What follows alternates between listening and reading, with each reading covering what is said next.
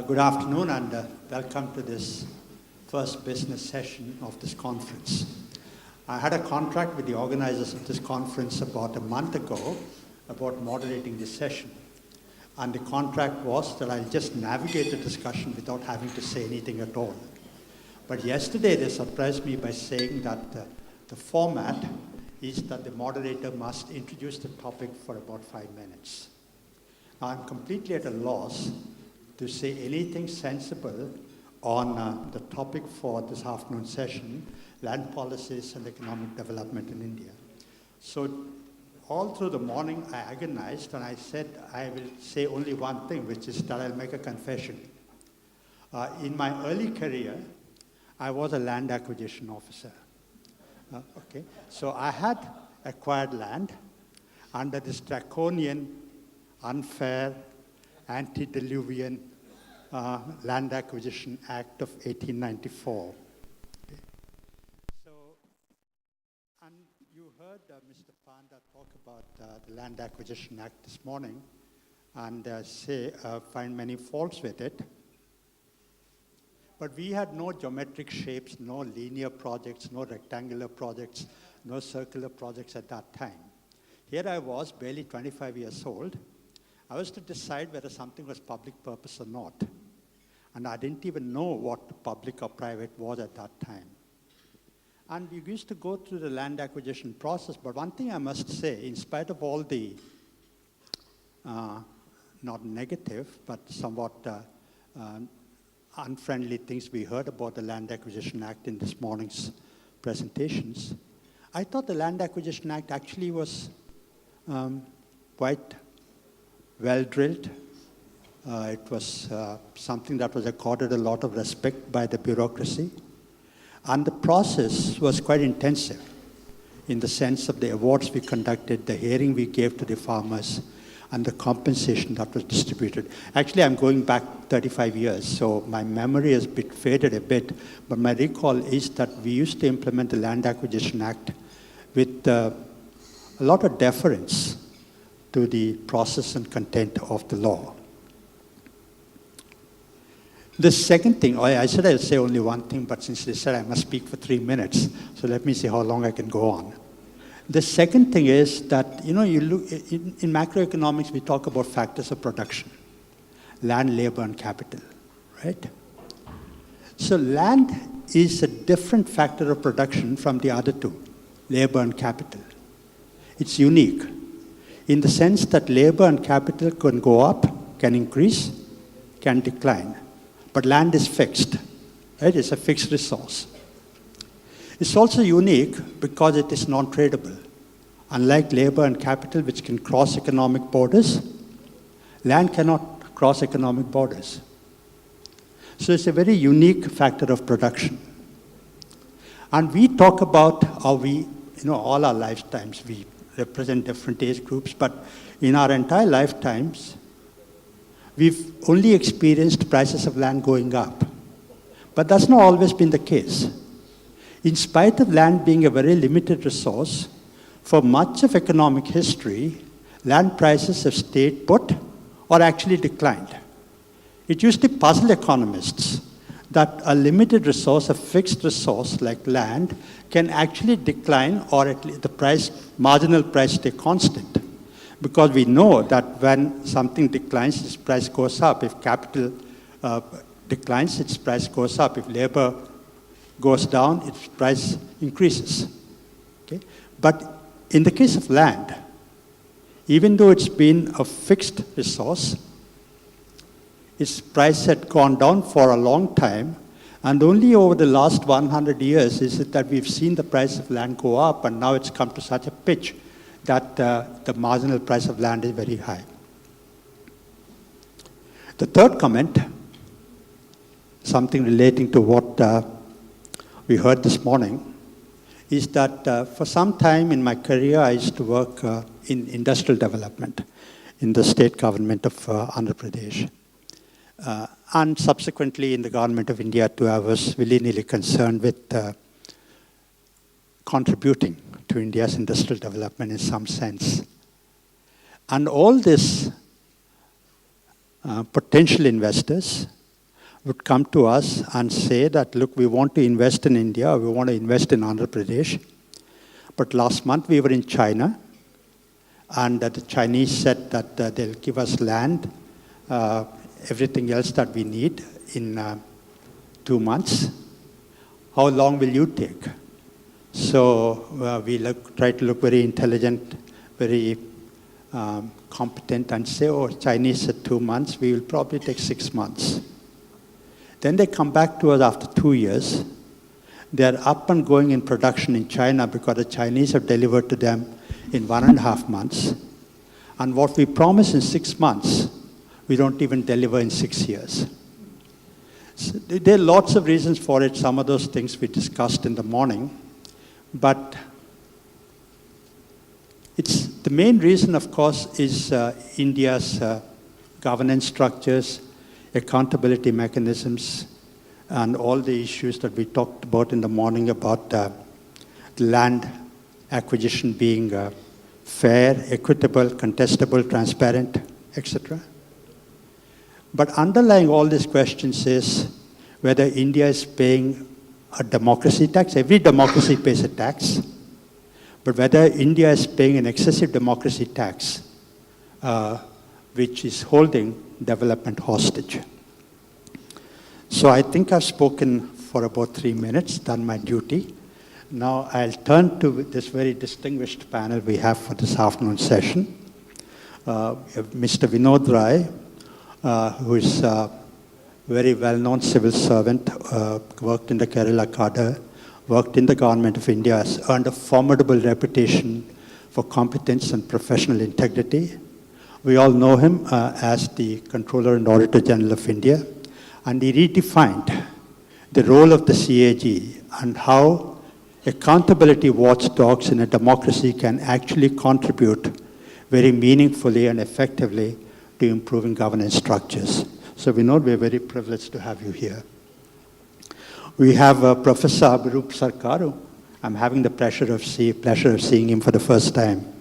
But I've seen his CV, as might have all of you. He combines very distinguished and deep scholarship with practical experience. He's on several development boards of West Bengal Industrial Development Corporation, Infrastructure Corporation, the Planning Board, and importantly, the Finance Commission, which Mr. Panda spoke about in the morning.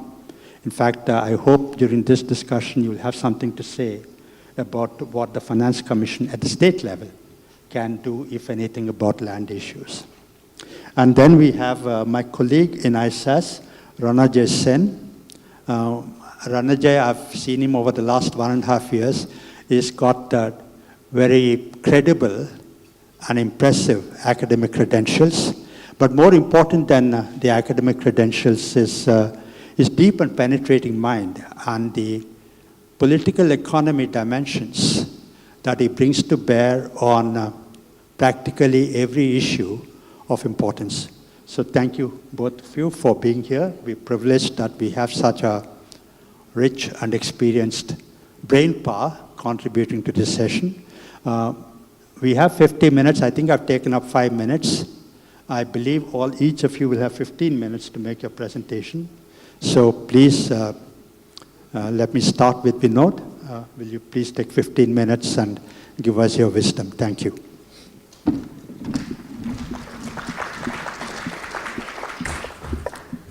Thank you, Dr. Subbarao. I have 2 challenges. The first one, of course, is keep this august audience awake after a lovely, sumptuous lunch on a dry subject as land. Number 2, of course, is what my fellow panelists said, not even a 20-20 game. 15 minutes, 15 overs is what the chairperson has given us. So let me try and see how much we can cover in these 15. Ronojoy said it's a 20-20, so rush through.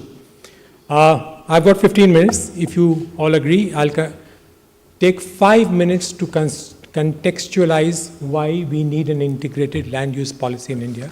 The good thing is we didn't have a policy, but the good thing is that the central government is engaged in the task of producing a policy, and hopefully we will see the broad contours of a policy within about maximum of 6 months, I should say. because it's passed through various stages. And so to place it in context, the first thing I'd like to say is that we don't have a policy, but there are huge developmental issues which are arising, which are now forcing us to rethink on the entire pattern, that the market by itself will not deliver land. You need to go in and get land. And on the one hand, you have food security issues, where you need arable land, you need agriculture, you need to have food production. You have to not only ensure that if the land under agricultural usage is not declining, at least productivity is going up. And the third is that because of these factors, land, which uses is going to be in, how best to utilize it, what is the opportunity cost of each of this, is becoming more and more complex. I've given you a big table. Please don't focus too much upon it. We can fall back upon it as and when we need particular issues, when need to deal with particular issues. The main thing is, India, we think it's a huge country, but we have 2% of the geographic area of the world, and we support 17.6 or 18% of the global population. That itself gives an idea about the pressure on land. The per capita availability of land has declined from 0.89 hectares in 50-51 to about 3 hectares. And that's why Professor Bardhan was mentioning in the morning that Singur, you mentioned, no, was it? Yes, 12,000 people you have to, from whom you are acquiring land. How do you give them all either employment or whatever? Per capita availability of cultivable land has also declined substantially, and now the average size of the holding is what was 2.28 hectares has become 1.16 hectares now. What has been the trend? The trend is net cropped area has grown. It has grown from 165 million to 197 million. Area under forest cover from 50-51 to about 80, it grew from 14 to about 48 million hectares. Now, the growth from 80-81 to 2011 has been only marginal. From 22%, it has grown to about 23%, so that is also a huge pressure. Now, the decadal growth in the number of towns from 5,161 to 7,935. That's the kind of urbanization that is taking place.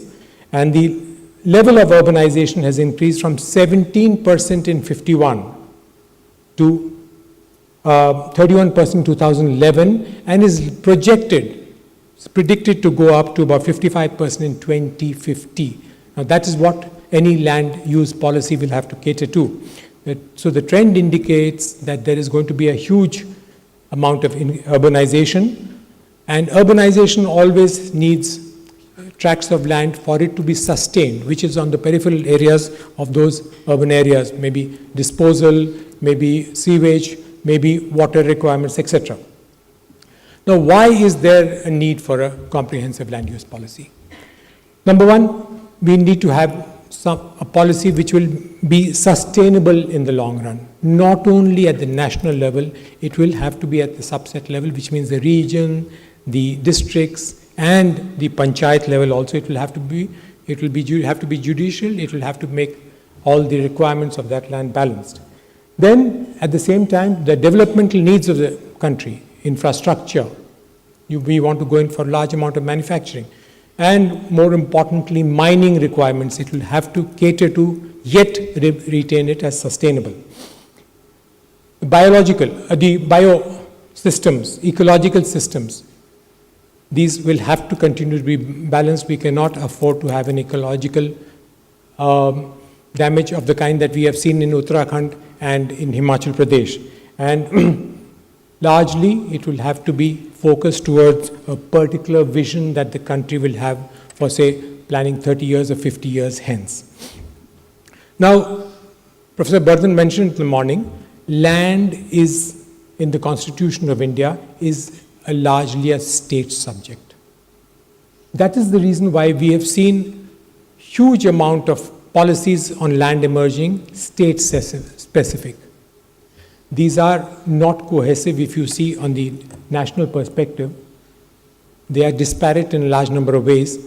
And even when you talk about land acquisition, we have a Land Acquisition Act of 1894, but all the states have land acquisition acts of their own.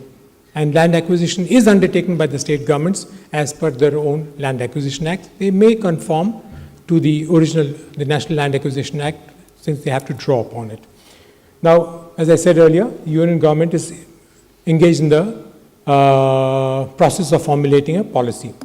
Now, what should a policy address? And the issues that we will have to address is, if you are shifting from agricultural land or forest land, be very judicious. Ensure that the balance is going to be, the allocation is going to be balanced. Now, all allocations cannot be through market forces. Lots of people who have been saying that leave it to the market, let the market settle down, have negotiated settlements, don't go in for acquisition, and ultimately you will have a process in which the buyer and the seller will both be satisfied. Quite often that cannot be done, especially when government use is required. Then extracting mineral resources from forest areas. That's a huge challenge, because usually these mineral resources will be in those forest areas, and there are historically tribals and others living in near these areas who use the forest products or the forest resources for their own livelihood. And of course, the challenge that India has faced over the last 10 to 15 years, which is environmental delays in getting the clearance of these things. Now, we have competing land uses, we have conflicting land uses. Competing land uses are all the type that have been mentioned on the screen before you, agriculture and others. Then there are developmental uses. But the more important is the conflicting uses, where you have agriculture and forest and eco-sensitive areas on one side, and pushing against that is, as I said earlier, mining, but in forest areas. You need to build roads, but it has to go through a forest area. And you need to have probably some other infrastructure project which is coming up and has to cut through those forests or those kind of ecologically challenged areas. And that's what I call a conflicting use, because these will also be in competition all the time for any land use.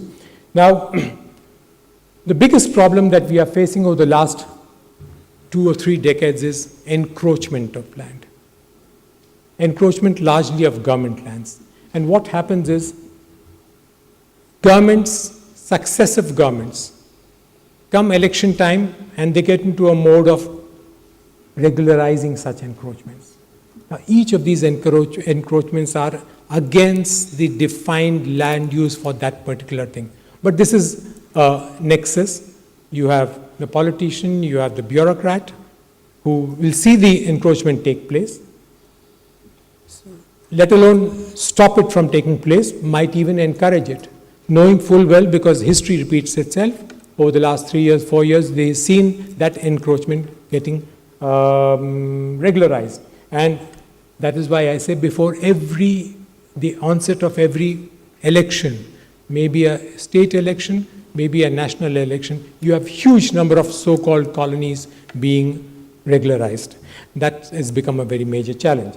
And the next challenge, a phenomenon which has rolled out very recently in the state of Haryana, is that the state acquires a chunk of land for a well-defined public purpose. After the acquisition is over, some of the land has been set apart for that public purpose. The state says, oh, I acquired maybe 50 acres more than what I require,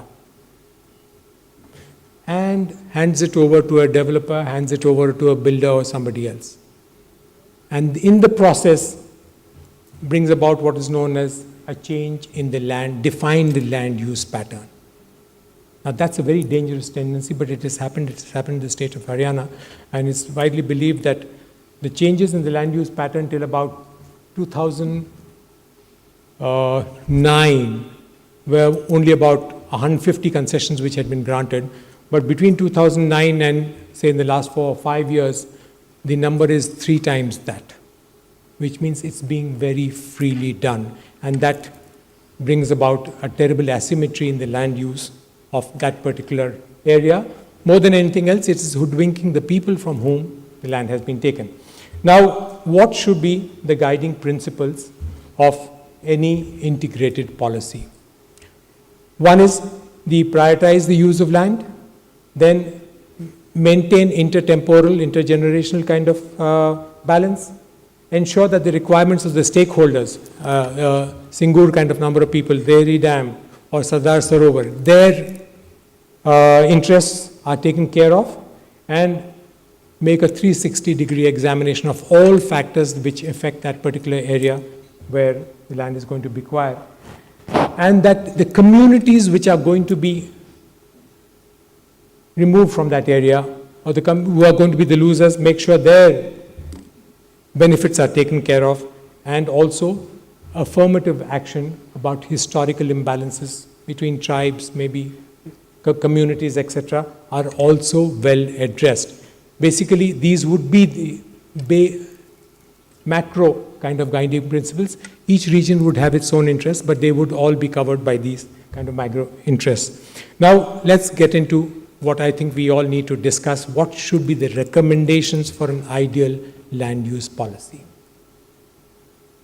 And I think that should generate a certain amount of debate, which I think in case we can document it, it will be good to pass it on to the government in India, because they are in the phase, as I said earlier, of formulating a policy. Now, the policy should be consistent over the entire nation, may be consistent, may be cohesive, but will have to cater to the requirements of every region, state, and the district, because one size does not fit all, whereas the macro picture can be one, but it will have to take care of the micro requirements of each of the areas. Food security for a burgeoning population will have to be a primary consideration, because cultivable lands, acquisition of irrigable lands, and prime farmlands as a category should be discouraged unless it becomes totally impossible to be able to leave that plot of land from acquisition. Then scientifically identify uncultivated and degraded lands, and to the extent that infrastructure requirements are site neutral, you can use these first. Then secure the livelihood of these, what I call historically distanced people, tribals living in that area if you can. Ecological and geographical considerations have to be built in. It's a factor which has been kind of major challenge in the past for the government. Now, I've covered this, saying that infra-industrial projects which are site neutral. What I'm trying to say is that if you have to set up a factory, say of automotive parts, and the site can be shifted, say 30 kilometers X place to Y place, where Y is the more preferred in terms of degraded land, we should favor that shift, and to ensure that lands which are prime lands in terms of agriculture are not utilized. Natural water bodies, recharge channels, which is another issue facing the country today. There's not a large city or area which is having water problems. And that's because our sources of water are drying up, our channels are drying up, we are not able to build up catchment areas even for the rainfall that we have. I mean, I come from Kerala, 44 rivers, all of them heavy monsoon, but all of the rivers just flow into the sea, and we are not able to build check dams or something to try and conserve those water sources. Industrial corridors, no doubt, are engines of growth. They have to have a place in the developmental setup of the country, but we have to ensure that where these transgress the regional boundaries, state and regional boundaries, they conform to an a priori, a plan drawn up in advance for land utilization of the corridor that they are going to cover. Mineral extraction is an essential economic activity. We can't do without it. Now again, care has to be taken about customary tribal laws, number one. May not be documented laws, but they are the conventions or the customs of that area. And of course, wanton mining Mostly it has been limestone and things like that. Quarrying in places in and around Delhi itself have created major havocs, and that has to be avoided. There should be a certain element of policing to ensure that does not take place. Change in land use planning should be permitted only within the state or national land use pattern. That for some reason, if the state government is going to be liberal and permit land use pattern, the change should be within the zoning area defined for that particular area, for that particular region. If concession is being made from this, it should be only for purposes which are state government like, when I said maybe defense or some such strategic requirement. And changes in land use.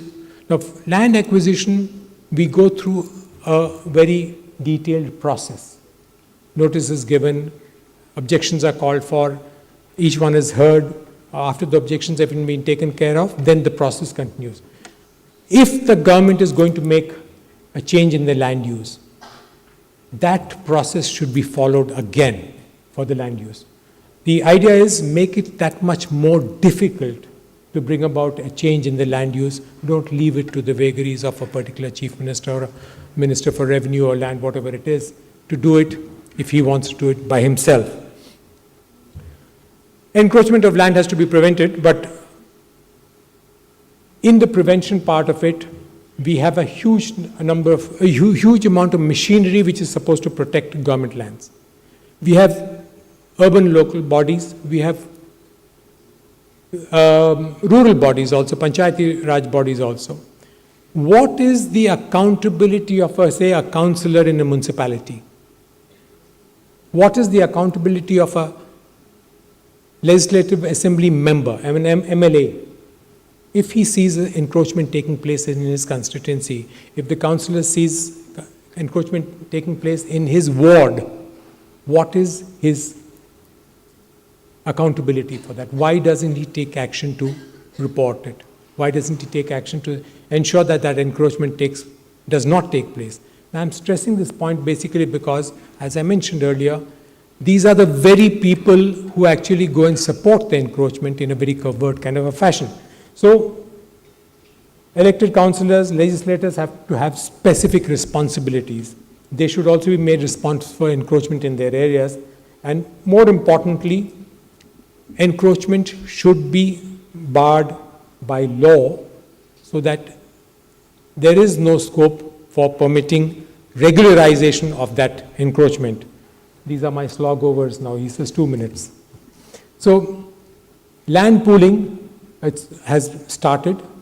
I think it's been done by the government of Kerala. It's been done by Andhra Pradesh, Karnataka. It's been done by Bihar. And I think there's a very innovative policy which has been launched by Andhra Pradesh. Innovative in the sense that starting off at point T0, no policy can be absolutely perfect in every sense. We have to evolve to a solution which is optimal under the circumstances. And I think the Andhra Pradesh government has done an excellent job in the kind of innovative policy that they have formulated. We just have to ensure that it doesn't fall into the wrong hands. That's about all. And as it goes along, upgradations or changes can be brought about to ensure that malpractices do not take place of the kind that I have mentioned in the last bullet, which is people taking general power of attorney from the people, those whose areas are likely to be acquired 4 years, 3 years hence. And these are MLA kind of people who know that they will be developing that direction. And after they take over the lands at price X, 3 years, 4 years down the line, they are the ones who sell that same land at a price which is 10x. Finally, to conclude, what I need to stress is that we may formulate and articulate or architecture the best policy in terms of theory, in terms of its promise to deliver. It could be a wonderful policy architectured very well. But ultimately, it's the man who implements that policy who matters. And unless we can't have a credible group of people ensuring that the policies which have been architectured actually are the same policies which are translated at the ground level and implemented exactly with the objectives for which they were designed, we will be failing in our duties. And I think that's the end of my presentation for the panel. Thank you very much. Thank you, Vinod, for that very thoughtful and logical presentation, and your long and rich experience is clearly evident. Professor Sarkar?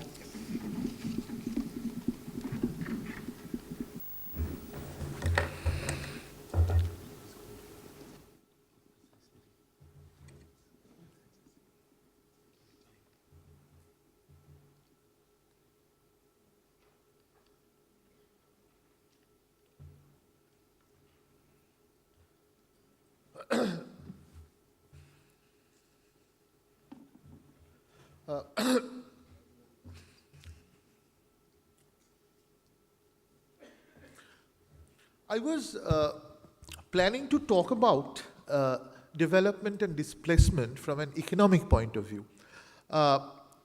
This morning, Professor Pranab Bardhan has covered a lot of stuff that I wanted to talk about. So I will quickly go over the economic aspects, and then I will devote some time to the political aspect, which I think is equally, if not more important, in the context of South Asia. If you look at if you look at mainstream economic theory, land is not recognized as a constraint to development. Capital is, and later, at a later stage, human capital has been recognized as a constraint to development, but not land. However, if you look at history, land has, development has actually displaced millions of people. It started with, you can start with the enclosure movement before the Industrial Revolution. With the opening up of trade, with wool trade, for example, land in England was enclosed for grazing of sheep, and the community farming, which was there for centuries, was gone. People became jobless, came to the cities. Some of them found jobs in the industries, but not all of them, and so on. So there are accounts of that displacement in several places. And we know from writings of historians like Hobsbawm that the condition of the labor force did not improve much. The real wage did not increase much for almost 100 years after the Industrial Revolution. So it took time. But once, of course, the Industrial Revolution was in place, the condition of labor in England changed beyond recognition. Now, I'm saying all this because I want to stress that there is basically a trade-off between the short run and the long run. In the short run, someone has to make a sacrifice. I will come to that later. And of course, in the long run, everybody is going to win if there is going to be an industrialization.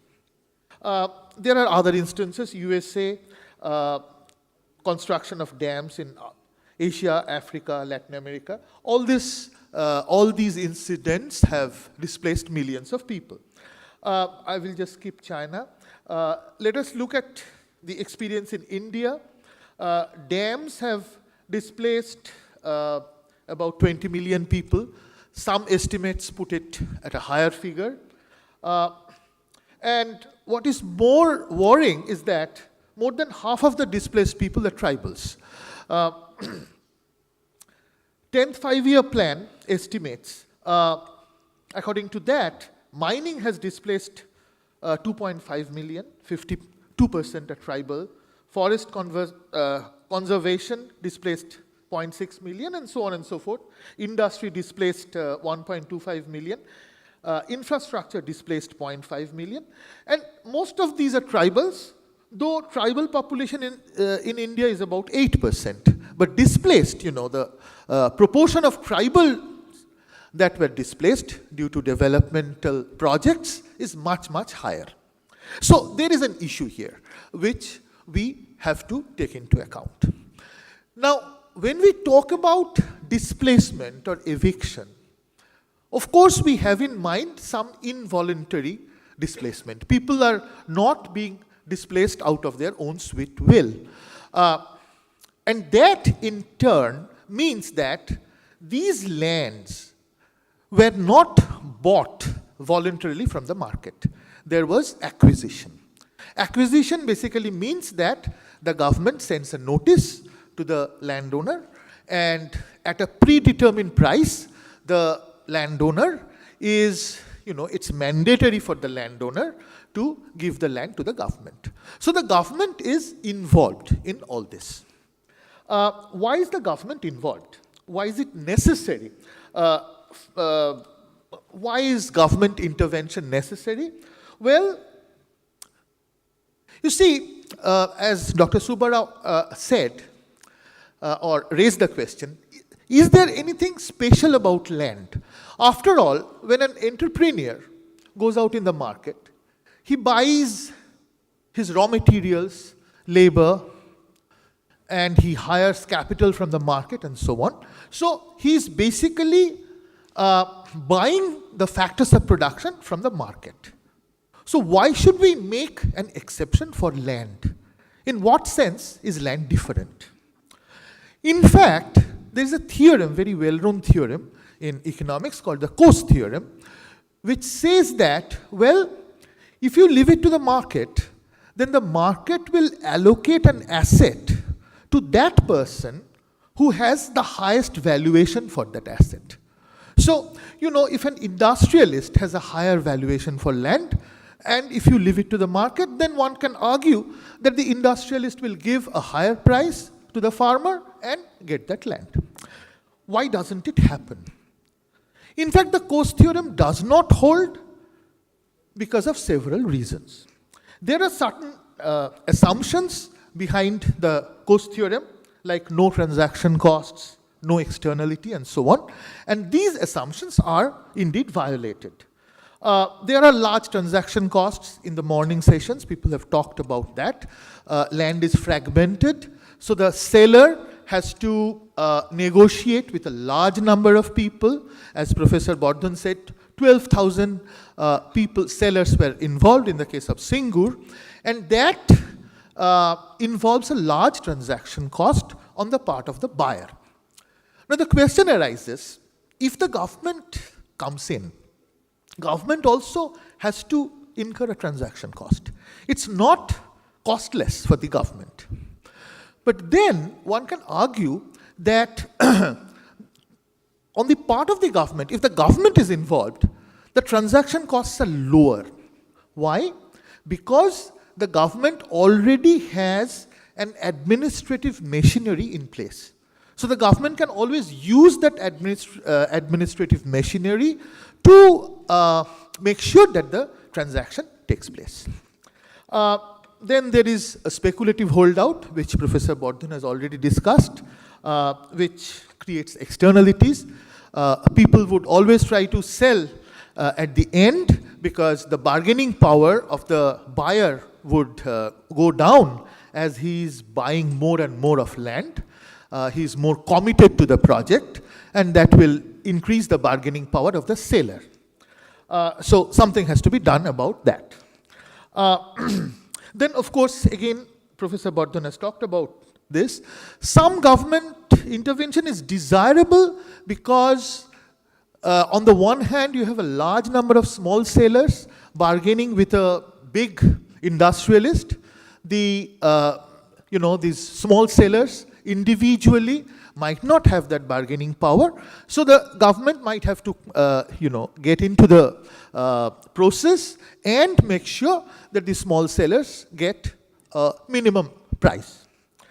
And of course, for public projects, government has to intervene. So these are the reasons why the government has to be there.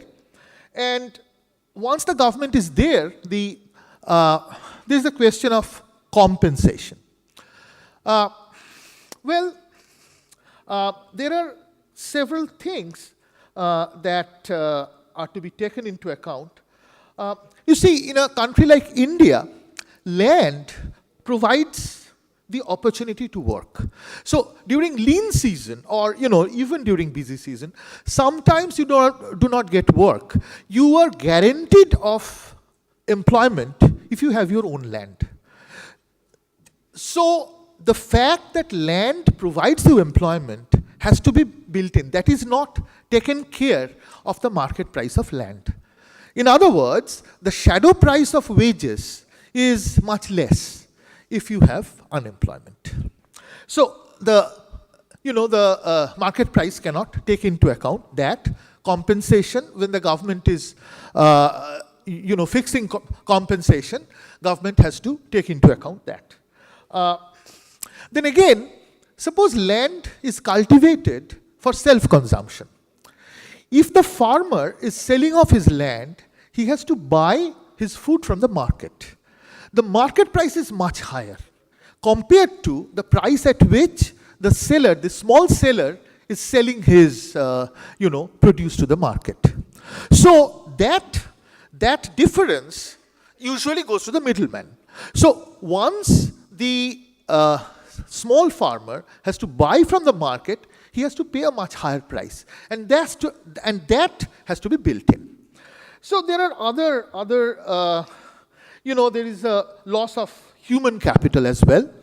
Market price does not account for that. And basically, see, the point is that the current use of land, let's say land is being used for agricultural purposes, that is not at all representative of what land is going to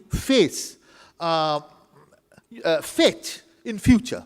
Because if it's put to industrial use, the surplus is going to increase. And that surplus has to be divided between the buyer and the seller. So for all these reasons, government has to be careful about compensation. Let me just come into the politics of it. Now you see, even in a democracy, I think, like in India, there is always a political conflict between the rich and the poor. The poor, on the one hand, they have all the votes, they have the majority of the votes. But the rich, on the other hand, they can fund elections, this is one. But also, they are the, investors, which, their investments lead to growth. And from growth, you generate higher income and higher taxes. And without these taxes, you cannot really, spend on development projects. So the rich are also important. And a politician has to strike a balance between the interests of the rich and the poor. I think land market, this, intervention in the land market by the government is one important example of this struggle between the interest of the rich and the poor.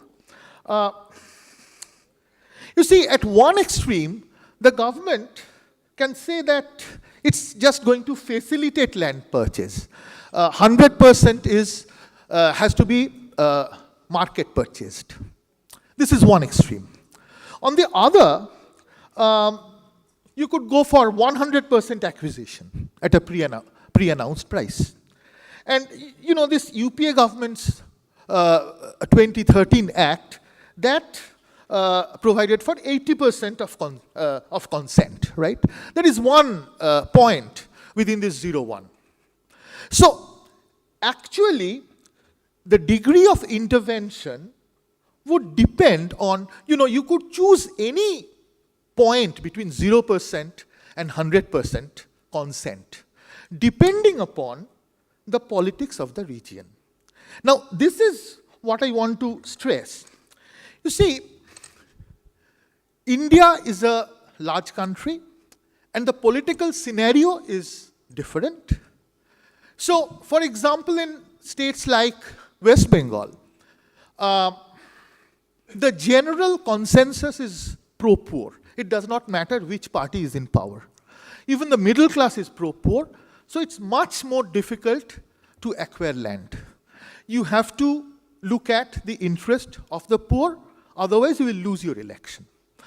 In other states, like Odisha, for example, the government is more pro-market, and it's much easier to acquire land.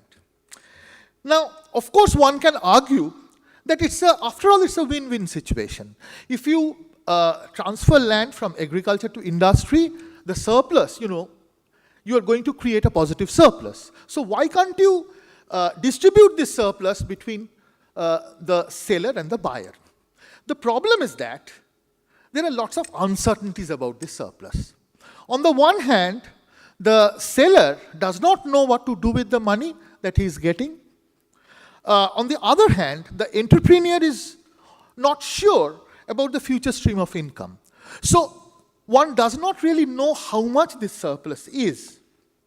In any case, in the past, the examples that I gave showed that this surplus was not evenly distributed. People did lose their land, people did lose their livelihoods, and they were not compensated. So the tilt was, tilt was more towards the rich. The rich actually gained more, from these land deals.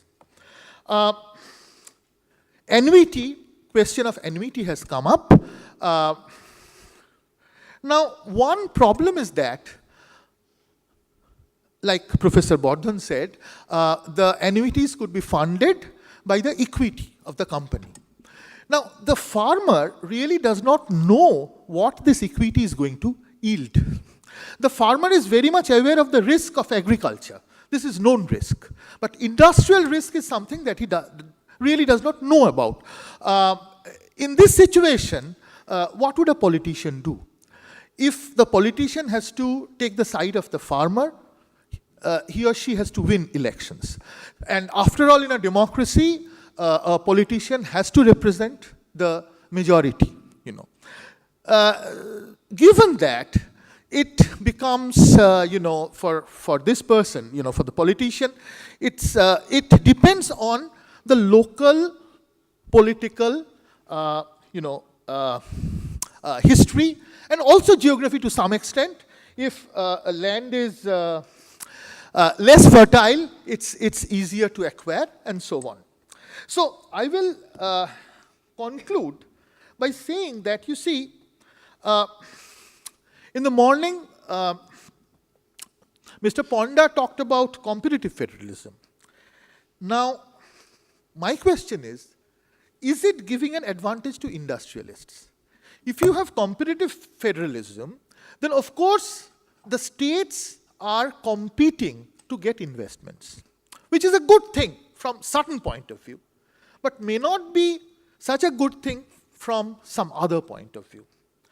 So, in regions where the politics is tilted more towards the poor, in the sense that if you take pro-rich policies, you run the risk of losing elections. There, it will be harder to attract investments. Like if you compare West Bengal with Odisha, last RBI report, there was a report by RBI, which showed that Odisha is attracting a lot of investments, big investments these days. West Bengal is attracting very little. And that could be the result of this inherent political consensus in the two states. So, I will end by saying that competitive federalism in the case of land acquisition can lead to regional inequalities, which is something that we have to worry about. Thank you.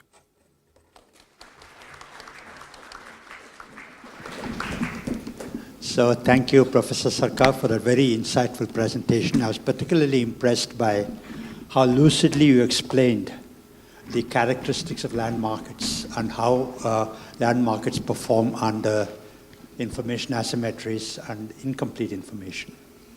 Thank you very much. Ronojoy?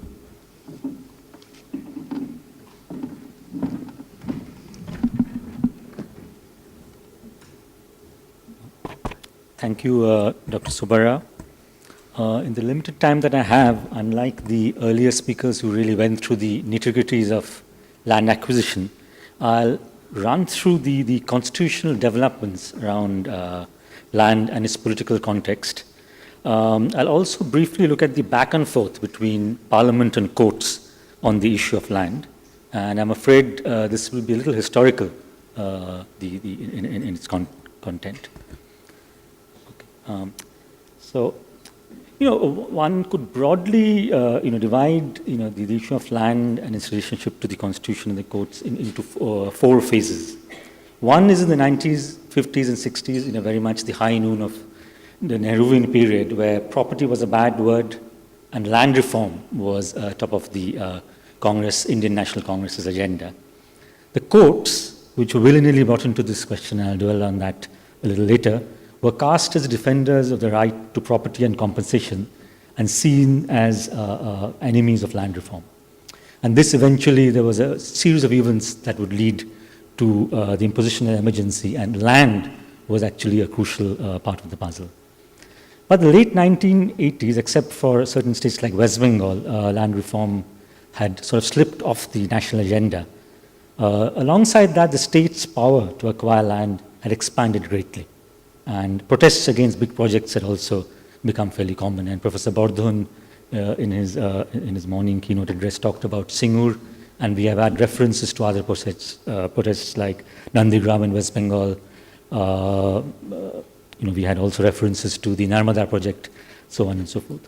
By the 2000s, and pretty much the contemporary period, land and compensation were again back on the agenda, and the government of the day, then the UPA, felt the need to craft a new land policy. And as of now, no one seems to be willing to challenge the current legislation. We did talk about, Mr. Panda did talk about the BJP's attempts to amend the 2013 land legislation, which I'll come to towards the end of my presentation. And no one is willing to do that in the fear of appearing to be anti-farmer. Okay, so to go back, somewhat in time, if you look at the Constituent Assembly, which drafted the Indian Constitution between 1946 and 49, property rights were actually debated for 2.5 years, and it was one of the most hotly debated issues. In fact, Nehru was on record saying that he doubted whether any other article actually gave rise to so much discussion and debate. Article 31, which was the key article on property, was originally Article 24 in the draft Constitution, was based on Section 299 of the Government of India Act 1935. In fact, the Constitution, a lot of analysts would argue, large sections of it, of the Indian Constitution, was actually based on the 1935 Government of India Act. In fact, that was the template for the Indian Constitution. The debates were so intense because of the Congress party's professed desire to abolish zamindaris, large land holdings, and other intermediary tenures. The debate was over three things, basically. The amount of compensation when the state took over property, whether zamindars should be treated as a special category, and who should be the final authority to decide on compensation. The major differences in the Article 35 of the Indian Constitution and the earlier 1935 Act, which was of course a colonial legislation, were clauses intended to protect land reform legislation pending in three provinces at the time: United Provinces, Bihar, and Madras. Of course, this was followed by a slew of land reform legislation in several other states.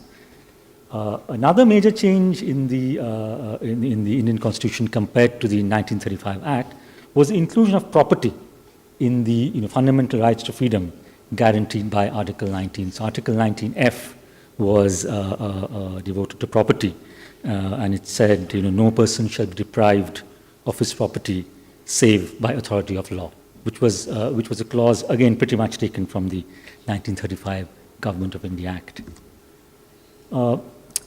Again, there was quite a bit of debate on compensation, due process, and interestingly, the word "just" was not included before compensation in the Constitution. And Vallabhbhai Patel, whose picture I have put in the slide here, was quite categorical that if the word "just" was kept, every case will go to the federal court. The federal court was, of course, the predecessor to the what is currently the Indian Supreme Court. Nehru too was clear about keeping out courts from determining compensation, and he went on record saying that he would not like the Supreme Court to become a third chamber. So when the Constitution comes into effect in 1950, very soon there is a First Amendment in 1951. India, of course, has the longest constitution in the world. It is also the most amended constitution in the world. And the First Amendment comes very early on, even before the first elections are held. And this is in response to a High Court ruling. This is a High Court ruling from the Patna High Court, currently in the state of Bihar, which ruled against some of the Bihar Land Reform Act.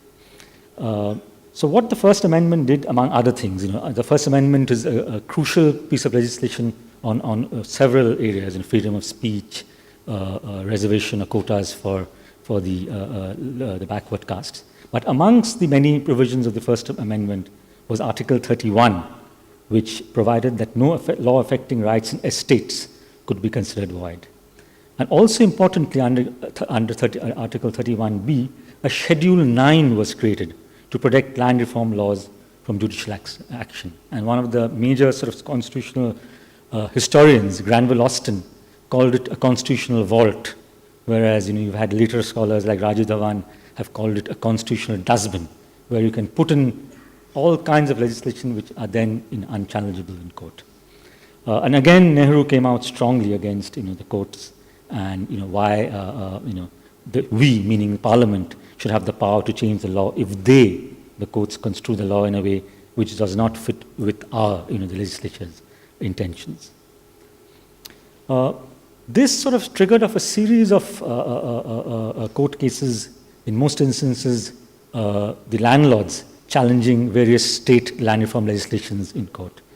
So despite the First Amendment in 1953, there was a landmark case called Bela Banerjee from the state of West Bengal, along with two other cases, the Shubodh Bose case and the Sholapur Mills case, where the question of compensation came to be debated.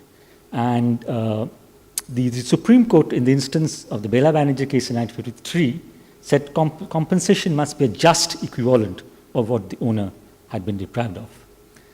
This, predictably enough, got a reaction from Parliament, and the Parliament hit back with the Fourth Amendment in 1955, which put a ban on judicial review of the adequacy of compensation. And Nehru, again, in the extended debate on the amendment, saying that schemes of social engineering of government could not give full compensation due to the gap between the haves and the have-nots.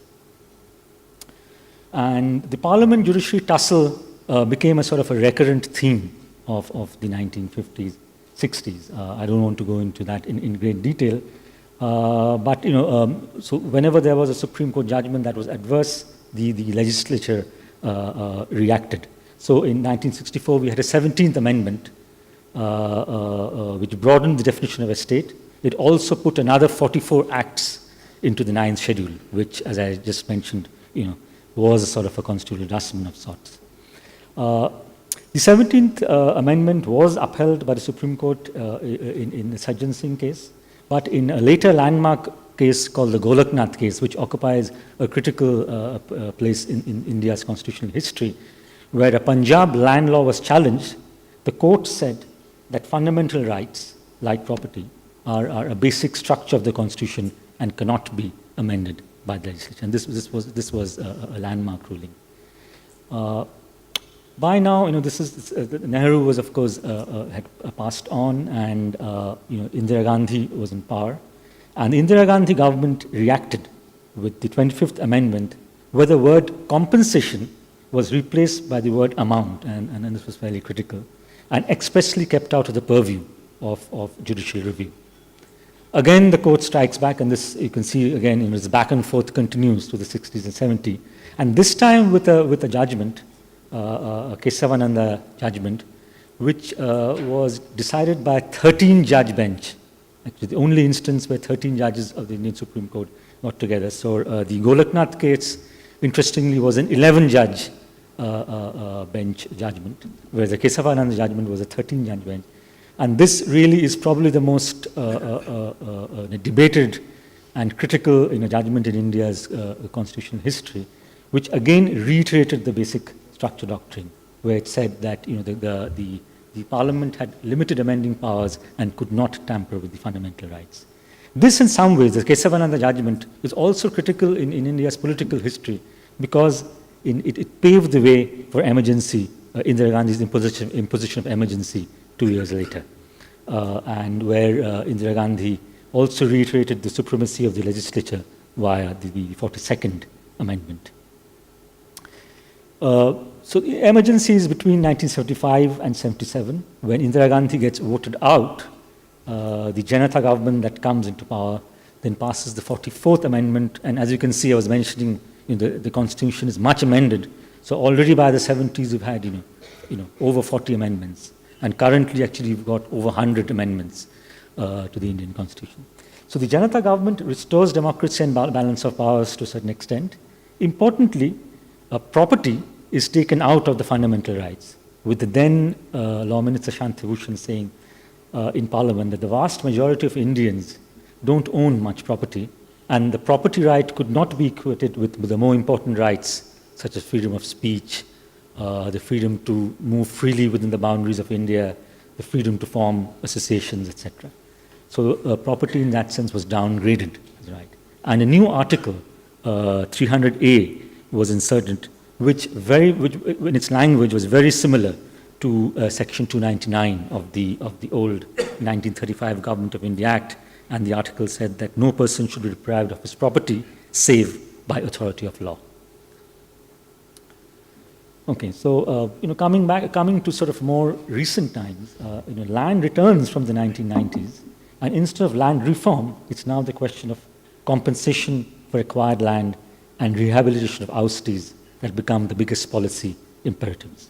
And in the wake of numerous protests against big projects, and I mentioned, Narmada project, people earlier have mentioned Singur, Nandigram, Mr. Panda mentioned the various projects in Orissa, the government felt the need to replace the 1894 Land Acquisition Act, about which also we'll be, I'm sure, hearing a lot more in the next session and possibly tomorrow.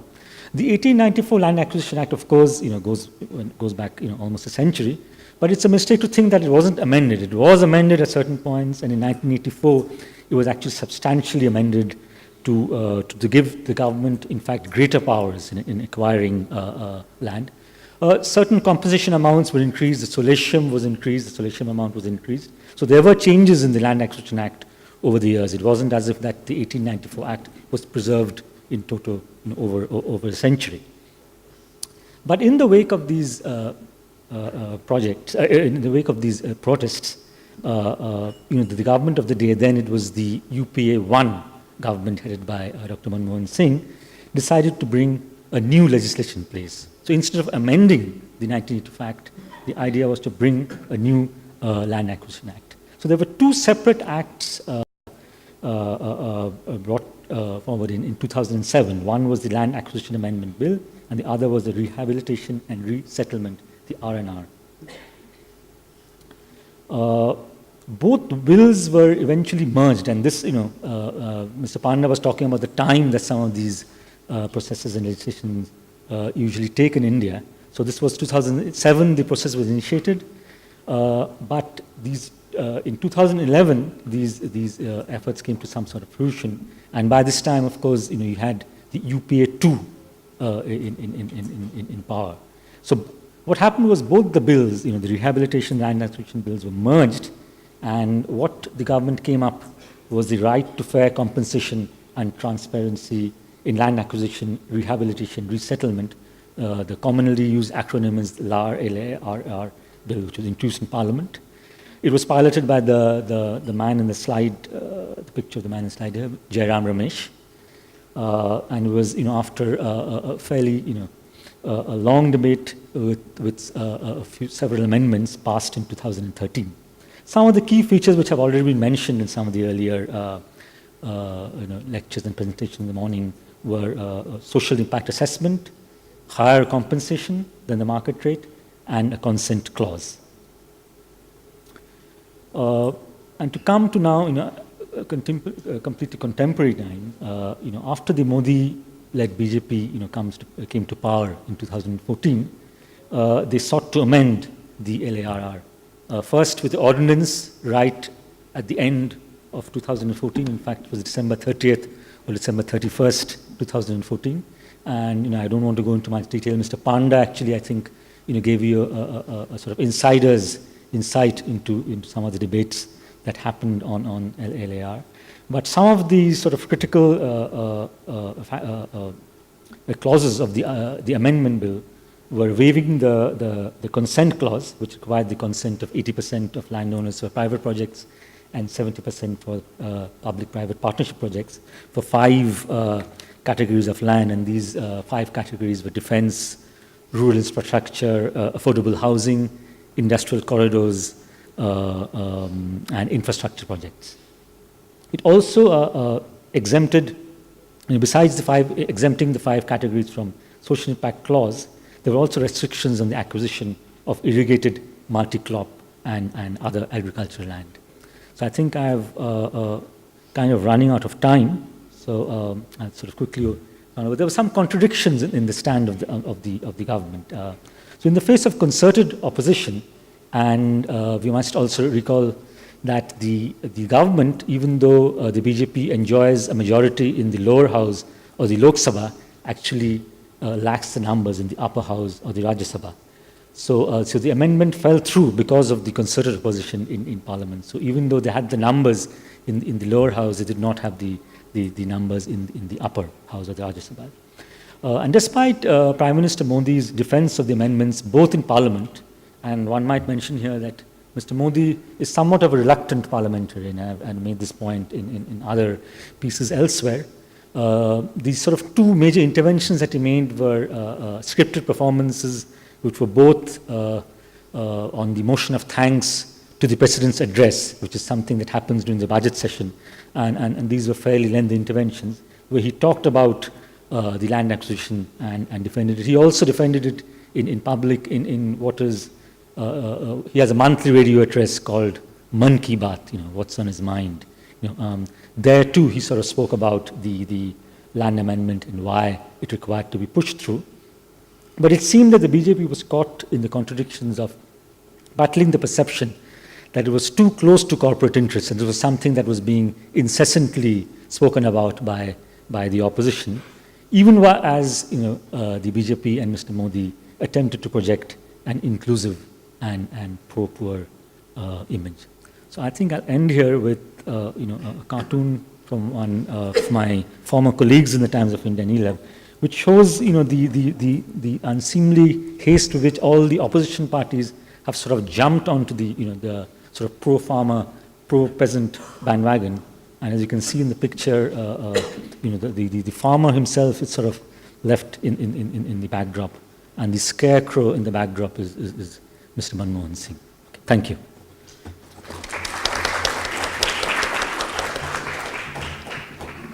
Okay, thank you, Ronojoy, for a very interesting, instructive perspective, legal and historical perspective on the land issues. Now questions. We have 15 minutes. Yes, Kala.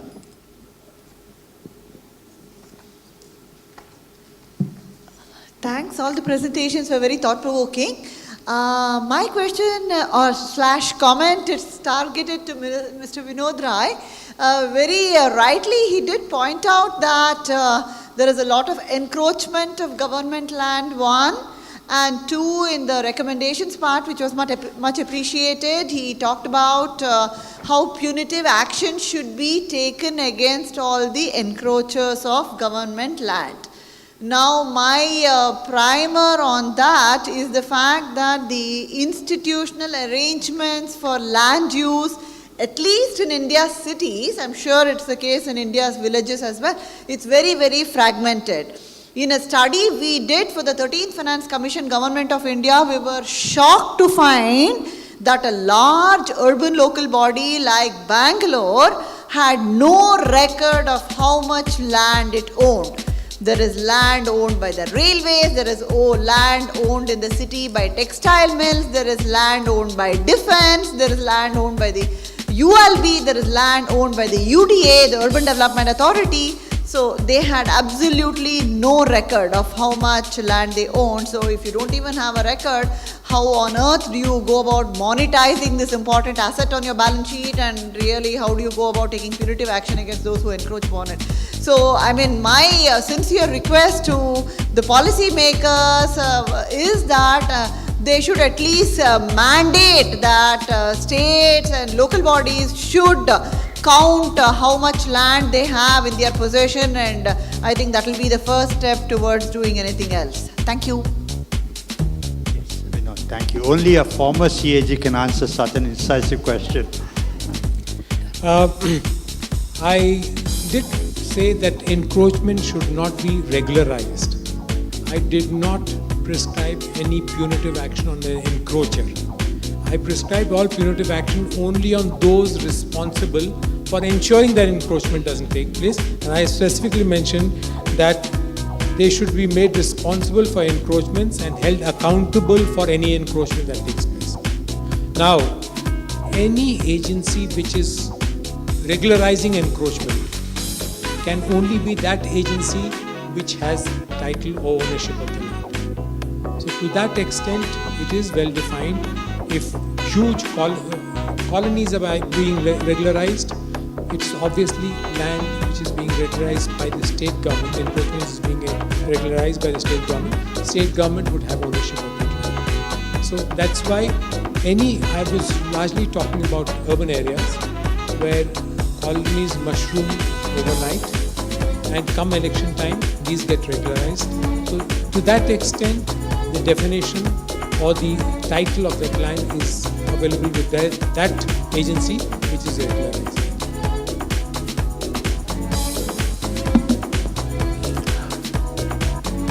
I have a slightly different take on encroachment. I think in a country like India, the ruling party has no incentive to regularize encroachments in the following sense that if you are an encroacher, you depend on political favors for, continue, encroaching the land. And in exchange of these political favors, the political parties can get votes, you see. So once you regularize them, once for all, they are no longer under your control. So that's why it's a continuing process. That's right. So it's the politics that is important here. Because of this politics, you want to control these people for your, to get votes. Encroachment continues. That is. Thank you for that political dimension on this. Professor Mitra, waiting for you to add your wisdom to this issue.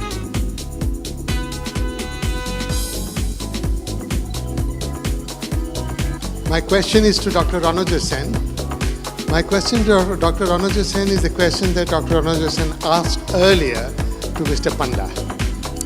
Now, why did the NDA, knowing fully well that they did not have adequate support in the Rajya Sabha, take such a risky step of trying to amend the 2013 Act?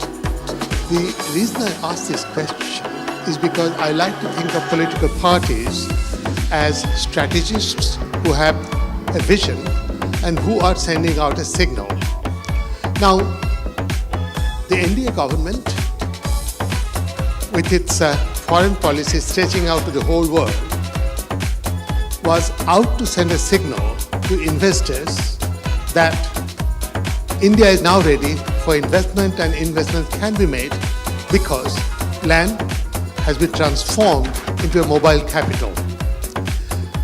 So I would like you to think about the answer that you got from Mr. Panda. Mr. Panda simply said it was a miscalculation. If it was a miscalculation, what was the larger objective behind it? Could the NDA have done it any differently? I mean, if you want to make India investment worthy, you have to send a signal that it is possible to invest in India like it is possible to invest in China. So if you are competing against China, could you do it any other way? The question to you now is, what would you do if you were Mr. Modi?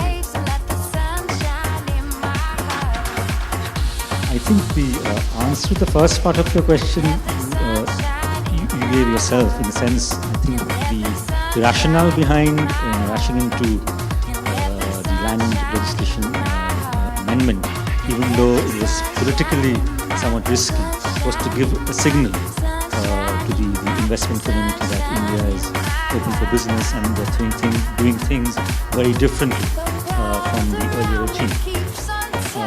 Of course, that didn't happen. They had to pull back. And why the BJP government want to do it, and and what they could have done better.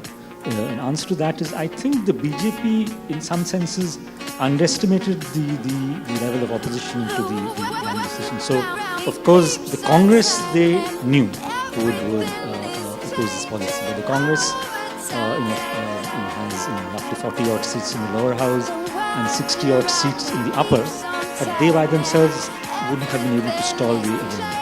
I think what Mr. Modi and his managers had calculated was that some of the regional parties, like the ones that Mr. Panda represents, the BJD, the ADMK in Tamil Nadu, not so much the Trinamool Congress, because Trinamool Congress is of course quite opposed to any kind of private role in land acquisition. So I think the calculation was that they'd be able to get a sufficient number of regional parties on board, which would then give them the numbers. And I think that was where the miscalculation lay. And I think they miscalculated the level of opposition that would come from the opposition parties. And in fact, to a certain extent, the opposition really banded together on this issue. Even though there was some abstention during voting, etc., but most of the opposition parties, I think, banded together. And in the end, I think it turned out to be quite a sort of embarrassing climb down. And I don't know, I don't have any suggestions as to how he could have done it better. But I think his managers probably advised him. Thank you, Ronojoy. Professor Panchapagesh. This question is for Mr. Rai. You talked about the land use policy, and I'm going to talk to you or ask you a question about the implementation. So typically, the land use conversion follows. There's also a land price speculation that happens close to a conversion, especially when it is for a larger infrastructure-oriented projects. In China, I believe a lot of that price appreciation is captured by the state. So to the extent that that money trickles down to some level of infrastructure development that can be money can be used for that. While in India, almost the entire price speculation is captured by the rent-seeking private entities. So my question to you is, whenever the land use policy has to be implemented and the conversion has to take place, it has to be implemented in a way where the government is not holding the bag at the end when they have to buy land at a very high price. So is there any thoughts on how to do that? See, land use of the kind that, change in land use of the kind that is taking place now is more in favor of government having acquired the land first and then giving it away to private parties. Seemingly acquired excess more than what they actually require, and then releasing a portion of it. So the benefiting agency is the private party. Or it's a very well-known case that we know of a certain politician family, the gentleman who took the land and then said, okay, I am in a position politically to get the change in land use. The famous Vadra case that is talked about. He takes over the land at say price X. Because of his political clout, he gets the change in land use done by the state government and sells the land back to the same developer 7x. That is where the vagaries the administration can intervene, where more often the benefit is not acquired by the state, but it is acquired by the private party, and then seeking gets involved. Thank you, Vinod. This is, I believe, the last question. Kumar? My name is Joy. My question is to Mr. Sarkar, that is there any research being done on the basis of compensation for the farmer? What is the exactly? The compensation is the only issue they're worried about? Are there any micro level? They have some other concerns from ISAS perspective? Do you have any research done? Are there any data being collected from the last 50 years or 60 years? Whenever the land is acquired, what are the real concerns of the parties involved? Yeah, well, when we talk about compensation, we make an implicit assumption that whatever be the sacrifice of the farmer, it can be evaluated in monetary terms. Right? Now, it can happen that for one or two stray cases, the sentimental attachment to land is so high that you cannot attach a monetary value. But I believe that for most of the cases, for an ordinary person, monetary compensation, if it's high enough, it should be, enough to compensate for the land. The question is, the farmers are not getting that compensation historically. Historically, if you look at the scenario historically, farmers are getting much less. And that is where the political struggle comes in, I think. And that would depend upon, that political struggle varies from region to region, and depending upon where the ideological focus is in that spectrum, in the political spectrum, in the ideological spectrum, it becomes easier or difficult to acquire land. Thank you, Professor Sarkar. I believe we have no time for further questions. The format given to me also says that the moderator must sum up the discussion, but it's covered such a wide canvas that it's difficult for me to capture in a couple of sentences the rich presentations of the three panelists. All I want to say is that, as I was thinking through this issue, it occurred to me that there's a deep irony in this attention that we're paying to land law. Some of the panelists in the morning session referred to India's improvement in the ease of doing business, that we jumped 12 places or 4 places or whatever. One of the variables the World Bank considers in evaluating the ease of doing business is the ease of enforcing property rights. And India has always stood low in establishing and enforcing property rights. So it's very ironic that an effort by the government to actually enforce property rights is now militating against the ease of doing business. So there is some sort of an irony here. I want to leave you with that thought, but I want you all to join me in applauding the very rich presentations by our distinguished panelists. Thank you very much. Thank you, Dr. Subbarao and our three distinguished speakers for a very engaging Q&A session. I will now request Dr. Subbarao to give a gift or tokens of appreciation to our three distinguished speakers. Mr. Abhirup Sarkar, Professor Abhirup Sarkar, rather.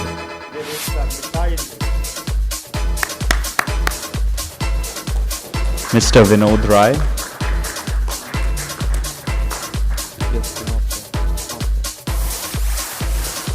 and Dr. Ronojoy Sen.